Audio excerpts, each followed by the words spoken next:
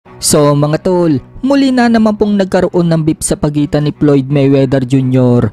at Gervonta Tank Davis. Kung matatandaan mga tol, dati na nga po silang nagkaroon ng alitan taong 2017 at taong 2022. Umalis nga po si Tank Davis sa Mayweather promotion. Noong naghahanda nga daw itong si Tank Davis sa labang kay Ryan Garcia, sinabi ni Tank Davis mga tol na pinalayas daw siya ni Mayweather sa gym nito. Sinusubukan daw ni Mayweather na pigilan siya na makapag-ensayo na mabuti sa laban dito kay Ryan Garcia. So kanina nga lang po mga tol, lumala na ang tensyon sa pagitan ni Mayweather at Gervonta Tank Davis dahil yan sa pagkapanalo ni Ryan Garcia kay Devin Haney. Alam naman po ng karamihan mga tol na nakadikit ngayon itong si Ryan Garcia kay Mayweather. So parang ang nangyari ngayon mga tol, nagagalit itong si Tank Davis dahil mas pinapaboran ngayon ni Mayweather si Ryan Garcia, lalo na noong mag-away itong si Mayweather at ama ni Devin Haney na si Bill Haney, kung saan sinabi ni Bill Haney ng harap-harapang kay Mayweather na hindi umano ito tapat sa mga alaga niya. So parang si Tank Davis nga po dyan yung natatamaan, hanggang sa humaba na ang pagtatalo ni Mayweather at Tank Davis at banggitin na ni Mayweather ang mga young fighters umano ngayon. Tinitingnan na ang mga naabot niya, kung paano siya nakabili ng kotse, merong marangyang buhay at maraming pera. Wika ni Mayweather, hindi daw nila alam kung anong sakripisyo ang ginawa niya bago niya makamit ang tagumpay. Kahit nga daw daang-daang milyon ang pera niya sa bangko, nananatili pa rin daw siyang nag-iinsayo na mabuti sa boxing gym. So parang patama nga po yan ni Mayweather mga tol kay Tank Davis. Kaya bumanat naman itong si Tank Davis kay Mayweather at sinabing kaya daw nasa Dubai si Mayweather ngayon dahil tinatakasan daw nito ang utang niya sa mga fighters, hanggang sa nagbanta na si Tank Davis kay Mayweather kapag nagkita umano sila. Ina-knockout daw niya itong si Mayweather.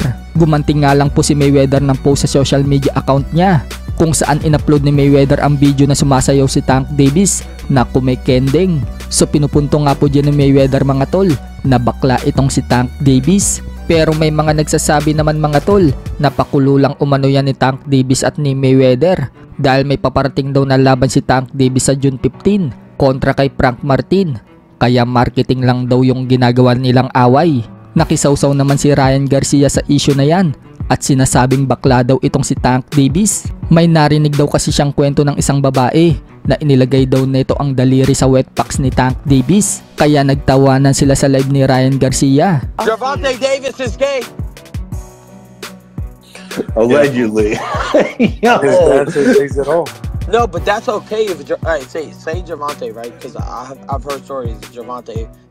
Some girl told me that she put her fingers in his asshole. That's fine. Hey, wait. What are you talking about? Allegedly. Speaking of Ryan Garcia mga tol, nagpakita po siya na mabilis na shadow boxing sa harap ng dating presidente ng Amerika na si Donald Trump, sabay sambit ng Donald Trump 2024.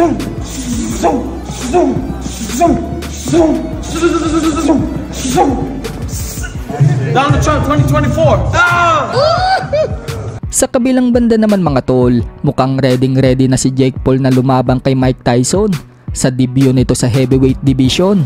Ang dati kasing bigat niyang 199 pounds, ngayon tumitimbang na po siya ng 230 pounds. Sa ibang banda naman mga tol, maraming nga po ang nag-aalala ngayon kay former 3 Division World Champion Janrell Casimero na baka kalawangin daw ito dahil magpipitong buwan na siyang walang laban.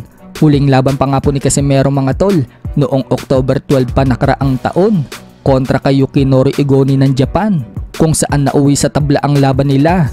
Paliwanag nga po ng head coach at kapatid ni Cuadro Alas na si Jason Casimero, wag daw mabahala ang lahat, hindi daw magtatagal, may laban na daw napaparating si Cuadro Alas.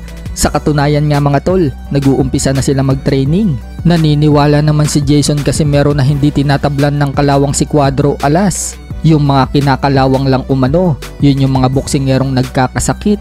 Pero kung palagi ka daw nag-iinsayo, hindi ka daw kakalawangin. Pagbibiro pa nga po ni Jason mga tol sa mga fans niya, uminom daw sila ng Red Horse para hindi daw sila kalawangin.